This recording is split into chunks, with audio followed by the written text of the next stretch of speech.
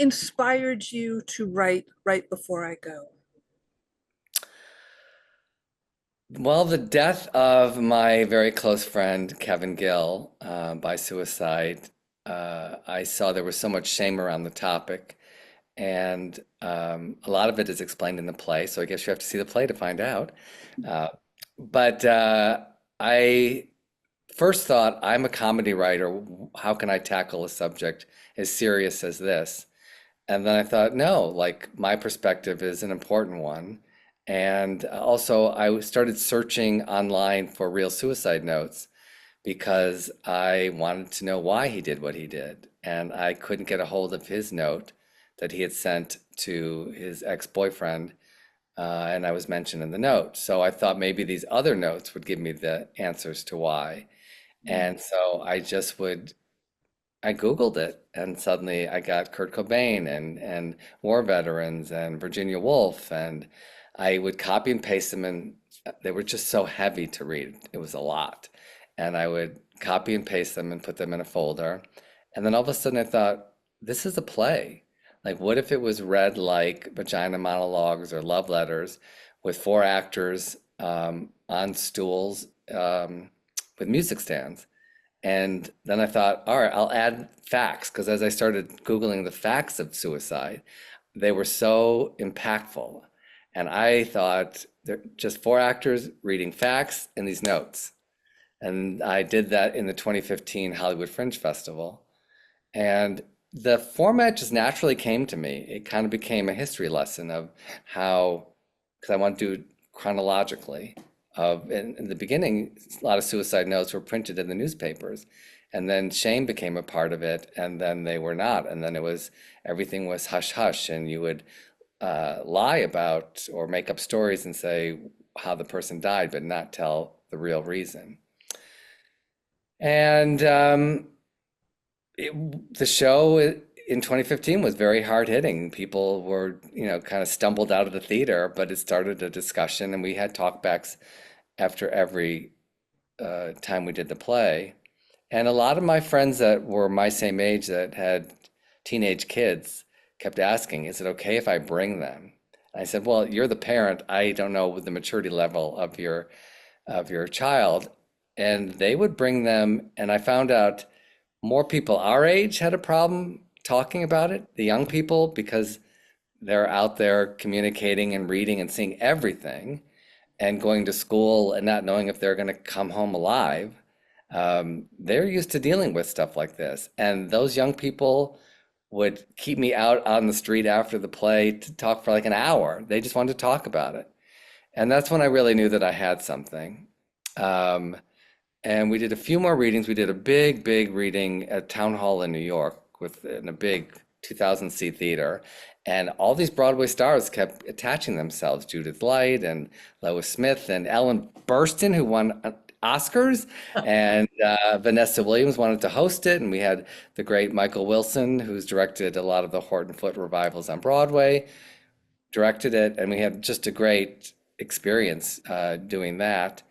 And we had a lot of school groups come, and the teachers would want to meet me, and they would grab me and hug me. And they said, thank you. We have had no material to bring into the classroom to start the discussion of this. And suddenly there was this play. And I'm like, oh my God, this really is something. And then I kept talking about the play with Michael Wilson, he said, it feels like there's something missing. Is there any way to tell your story with Kevin in the play? And I'm like, no, I just want this to be what it is. And and then I was like, okay, Stan, in my head, be open-minded. And I thought, well, maybe there could be a narrator character, but it's not me. It's just a narrator. And I wrote that, and I did a reading in my living room, and I had an actor named Sam Pancake come and read the narrator part because he was funny and gay, and I thought he'd be perfect version of me. And he said after, Stan, don't just say you're a writer. Say you're a writer from Golden Girls and Gilmore Girls and a comedy writer.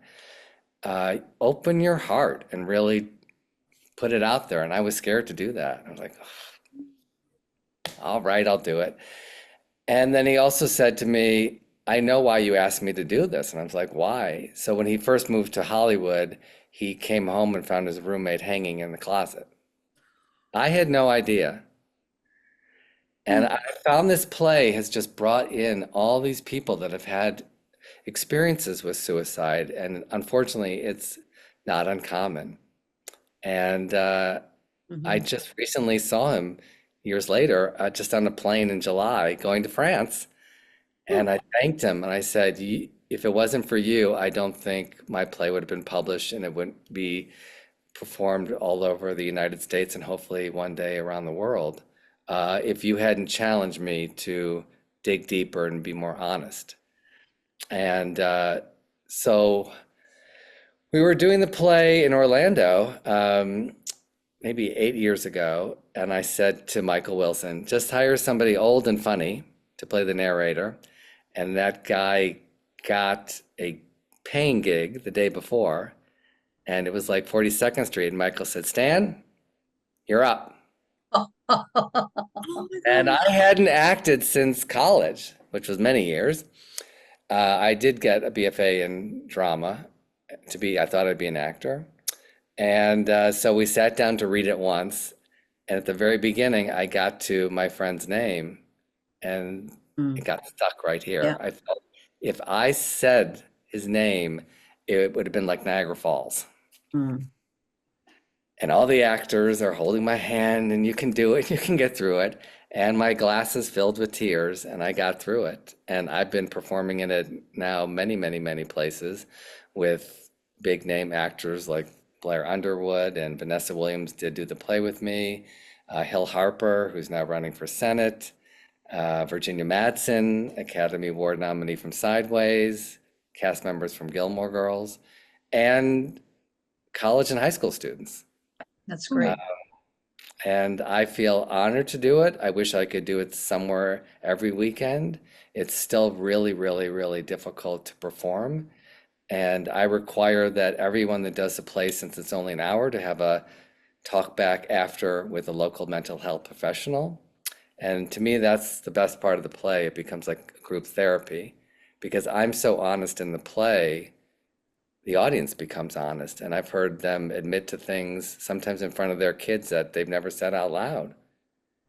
And a lot of times I get asked, how can you emotionally do this play every night? And it's, I have to. As I've said, I've met a lot of moms who have lost children through suicide, and they've started organizations for suicide awareness. And we all say, none of us picked this line of work or mission, but it kind of chose us and it came into our lives, and we don't want anybody else to have to go through what we have. And that's why I keep doing it. Oh, not supposed to make your reporter cry. Yeah. My cousin killed herself, so this is like a really timely story for me too. How did you go about selecting the letters that you featured in the play? I copy and pasted all of them. I mean, I even found Hitler wrote a suicide note. And then I really decided to pare it down to um, no criminals or people like that. Even people that were terminally ill, I did not want that. I wanted to focus on mental illness or young people that couldn't see around the corner, and I wanted to give them hope. Uh, and right before we opened, I think we had a preview in LA in 2015, and a lot of people said, Stan, you got to give these people hope to leave the theater. And that's when I decided to, and I found notes from people that attempted suicide but lived, so survivors. And I Yeah. added that to the play, and I think it's really an important part. And that's how the Yes. whole ending came about talking about living for what's around the corner. So you do leave with hope, and there is some humor because I just am me and talking like I do. I just look at life, as my father said, through rose-colored glasses. So I think I bring heart and humanity, that perspective into the piece. Thank you. Can you share your favorite memorable reaction to an audience? I mean, I'm sure you have lots of them, but your favorite one of seeing the piece? The biggest reaction I got was someone I kind of knew through the business, and asked if she could bring her teenage son. And I said, you know him better if you think he could benefit. And she did. And it wasn't until 3 years later I woke up one morning to an email that she said, I think you saved my son's life. Mm. And that was so powerful. And then another odd circumstance with that story, we're putting together making a feature film of it. And I wanted to add an element of documentary style storytelling within the film. So I wanted to find real people that survived suicide. And someone called me and said, oh, I know this stand-up comic. He's super funny. And he has a story about going up to the top of a building and was going to jump. And then he thought of the end of a joke to do in his comedy routine, and he had to come back down to write it because he had no paper or pencil. And he came down and lived. Wow. That that was the boy that my friend brought. Oh my gosh. What are the odds? That was not connected in any way. He came back, he lived, came back into my life, and hopefully he's going to be a part of my film.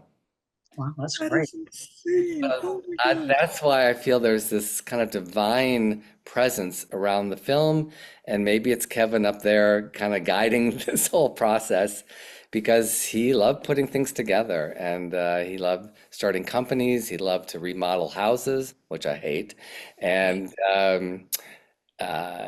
he was a director of soap operas like General Hospital, and he made the making of a lot of the Coen Brothers movies, like behind the scenes um, interviews with all the cast and crew members.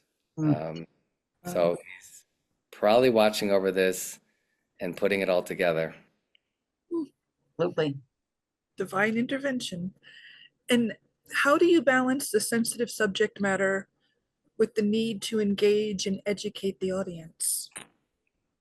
Well, if you look at my career, which is a long one, there is a through line to all the projects from Golden Girls, Roseanne, Gilmore Girls, and even in my recent theater, from my Latinx version of The Diary of Anne Frank to this piece, people say the commonality is there's a heart and there's a real sensitivity, and being an empath, I just feel for other people. And so I think that's the the combination of that. I've always liked writing um, really funny, but really real and heartfelt moments. And I think when you look back at something like Roseanne, it dealt with really strong issues, but in a way that sometimes was funny, sometimes was sad.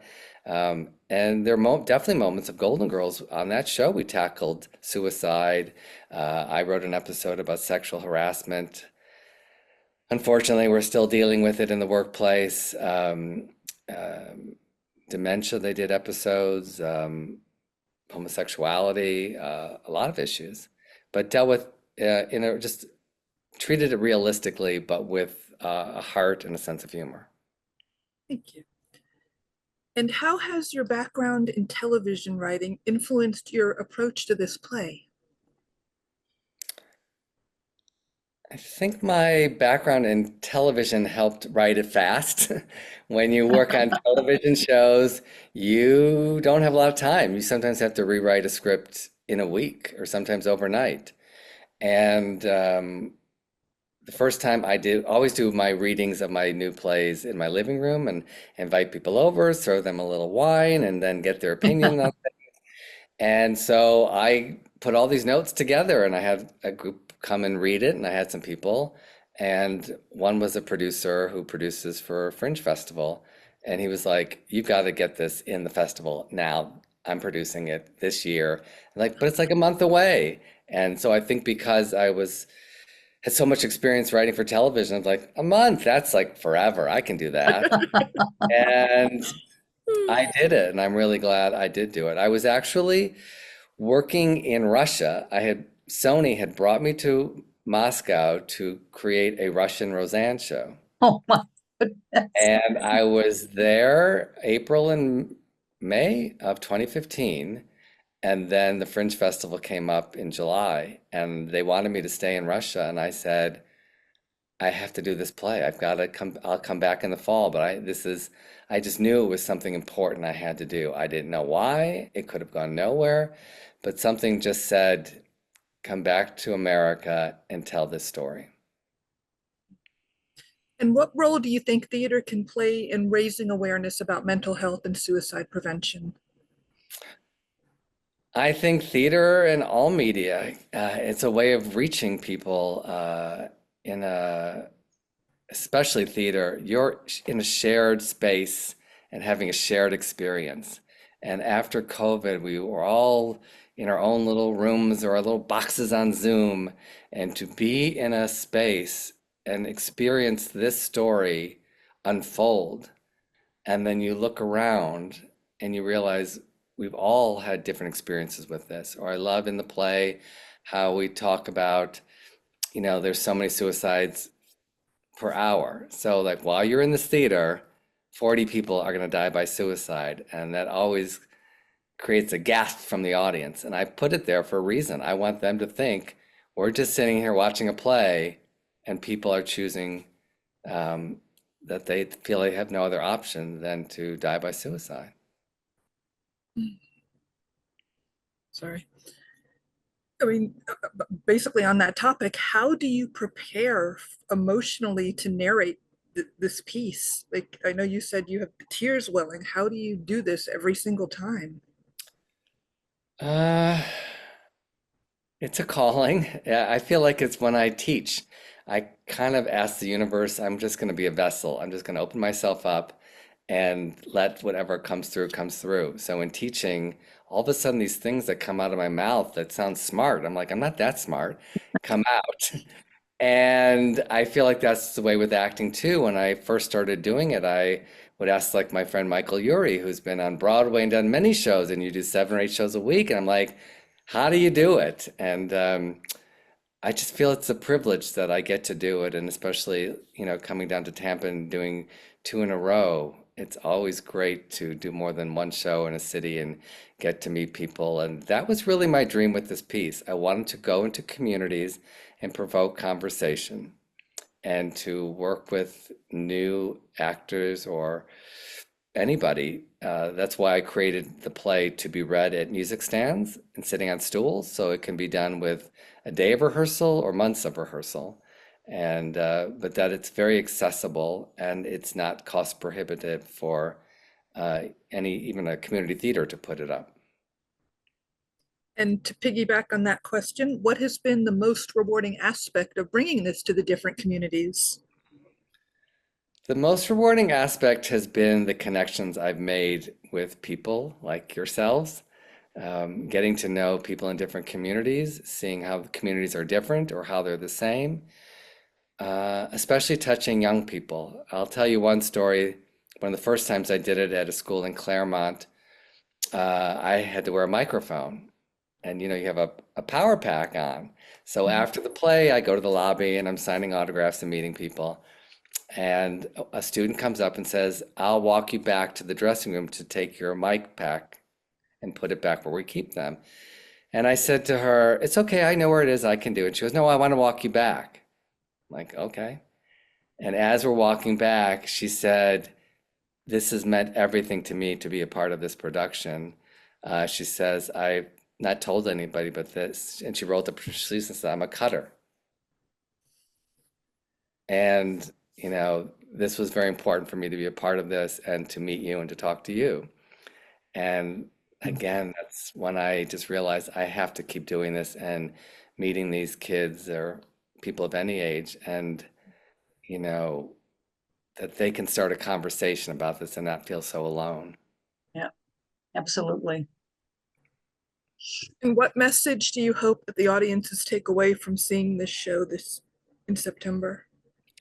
Boy, that Stan is cute. No, no, that I want people to take away that sometimes we have to have some messy discussions. It's very easy to kind of push things under the rug, but we need to be out there and talking about this. And I believe if we talk about it, suicide, then people won't be writing notes, and then they won't be taking drastic actions and feeling like there's no other option in their life. And like I say in the play, live for what's around the corner. That should be a t-shirt. That should be like the underneath the tagline of your What is on the back? What do on you the have? back. Yeah. Oh, break the silence. Oh, yeah, I do break the silence, but maybe it should be that. Live for Yeah, what's around the corner. Well, you make t-shirts, come on. I do. There you go. Absolutely. Yes, you should sell them. So I'm sure you get inundated by different folks wanting you to do these performances. What interested really? Not enough. It's the momentum is really starting to build. There's something out there. Um, I don't know why, but it does seem to be. It's becoming more and more common that people are contacting me. I was doing a book interview in Palm Springs in May. I got asked to do their morning show, and I thought, well, I'll drive down to be on the show. I'm not sure why, but it's an opportunity to talk about my book. It's called The Girls from Golden to Gilmore. And I almost forgot, but during the interview on a morning show, I ended up talking about right before I go in suicide. I forgot that I said that. I probably made some joke about, you probably weren't expecting that conversation on a morning talk show. And 3 weeks ago, I'm in France and I get this DM on Facebook, I think. A woman had seen that interview. Her son recently died by suicide, and she's a theater director. And she said, "Is there any way I could do this play in Palm Springs?" And I wrote her back. I'm like, yes, yes, yes. And so now we're in talks to figure out like what space and when. And so it feels like the more I talk about it, the more people start to hear about it and realize it's an important piece of theater to bring to their communities. What interested you in working with us specifically? Oh, I heard about you, Deb.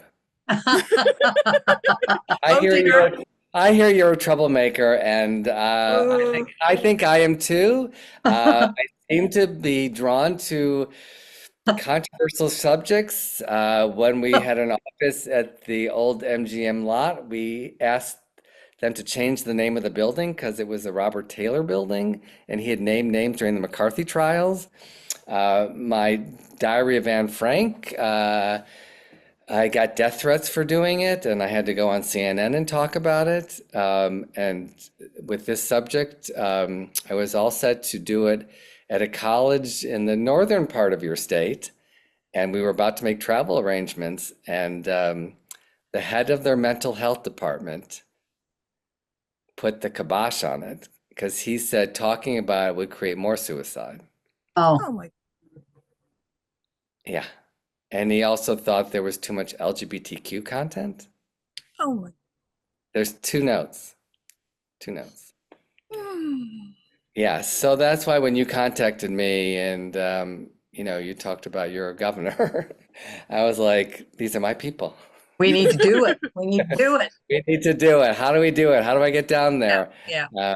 And I love that you were doing it, but like I want to be down there. I know how impactful this can be, and there is something about me telling my own story that is it's fun to watch other actors do it as well, and they see me in little V-neck cashmere sweaters, so they wear that, and that's very flattering. That's really cool. So to lead right in with that question, how do you feel about Governor DeSantis' recent 100% defunding of arts and culture in Florida? Or what message would you like to say to our nice little policymakers on the importance of the arts? I would not be sitting here if it wasn't for the arts. I was spit on in school. I was made to feel less than a real person. And that's why the whole don't say gay thing is very upsetting to me. And I've been told, oh, it's only until the third grade. And I'm going, but do you know the damage it does? I started feeling I wasn't worthy enough to live before the third grade.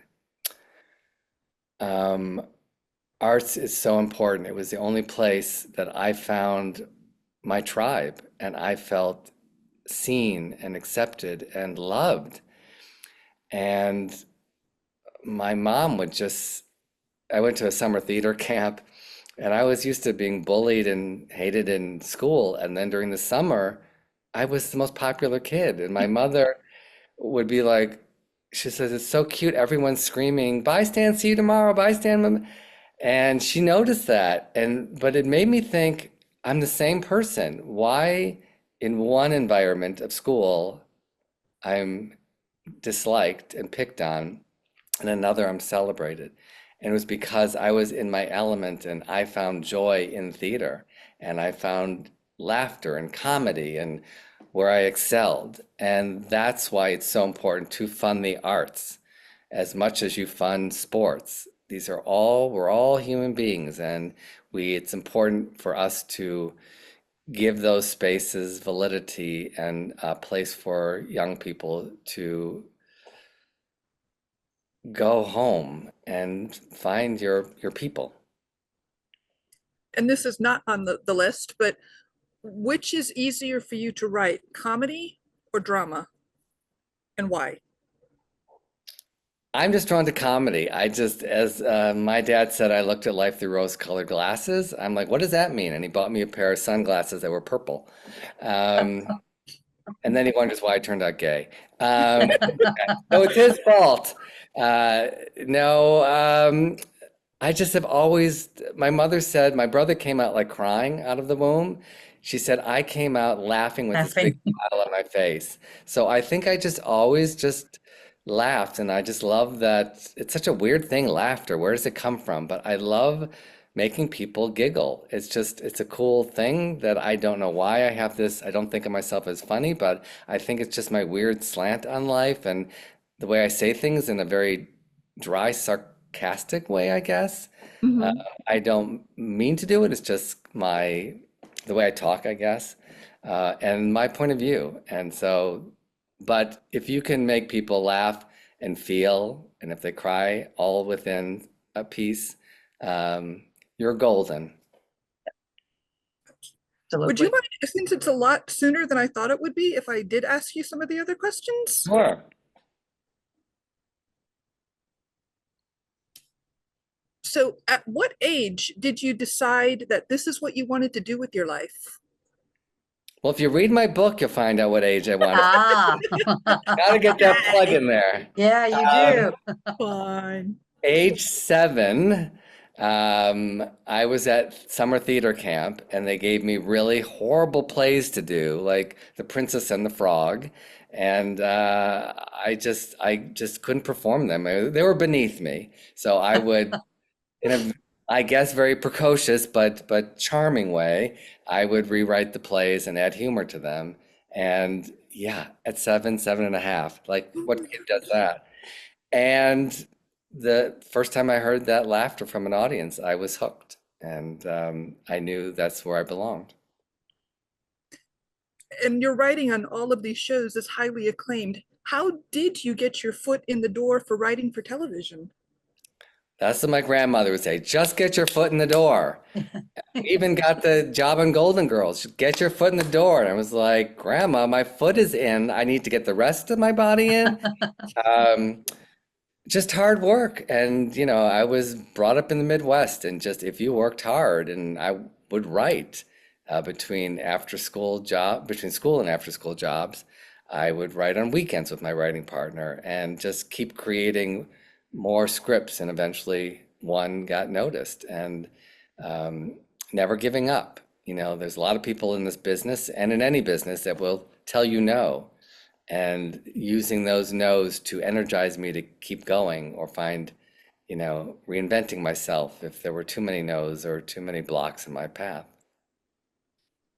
And your female characters are strong and independent women. Who are your influences, and are any of these based on real people in your life? All the pieces and all the women that I write are based on people. So you may find yourself in a piece in the future. So watch it. Obviously, my grandmother, my mother, and my sister. But then I was always had very strong women friends from when I was a little boy, and I just feel comfortable surrounded by female energy, and I just hear I hear and feel them right here. Um, it was very weird. I was mentoring at this 14th century castle, and a woman writer was pitching something that was very much about how a woman feels. And one of the male mentors said, I don't get why they didn't get it. And it was like, no, stop. I get it. I don't know why. I said, she didn't need to explain anything. I understood the pain that she was feeling just by one or two words that this writer said. And yet someone else couldn't hear that or feel that. I don't know why. I've always thought when I'm wanting to figure out something, put myself in someone else's shoes. Maybe that goes back to my Wizard of Oz damage of Dorothy in those shoes. But it makes me understand people more. Like if you just think, how do they get through life in those shoes?